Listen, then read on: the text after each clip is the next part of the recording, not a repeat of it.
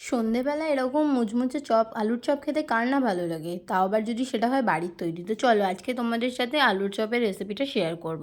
তো প্রথমেই আমি একটা কড়াইতে সর্ষের তেল দিয়ে তেলটা গরম করে নিয়েছি। তার মধ্যে পেঁয়াজ কুচি দিয়ে ভালো করে লাল লাল করে ভাজার পর আদা, রসুন, শুকনো লঙ্কা পেস্ট দিয়ে দিয়েছি। তার মধ্যে এবার দেবো স্বাদ মতো নুন, কাশ্মীরি লঙ্কার গুঁড়ো দিয়ে সেদ্ধ করে আলুটাকে আমি আগে থেকে ম্যাশ করে রেখেছিলাম সেটাই এর মধ্যে দিয়ে ভালো করে নাড়িয়ে চাড়িয়ে নেব।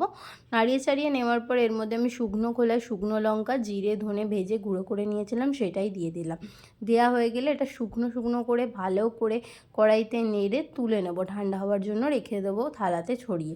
বেসনটাকে নুন দিয়ে ফেটিয়ে নিয়েছি। এবার আলুগুলোকে গোল গোল শেপ দিয়ে দিয়েছি একে একে। এবার বেসনের মধ্যে ডুবিয়ে ছাঁকা তেলে ভেজে নেব লাল লাল করে। যতক্ষণ ভাজছি ততক্ষণে তোমরা আমার চ্যানেলটাকে গিয়ে সাবস্ক্রাইব অবশ্যই করে এসো।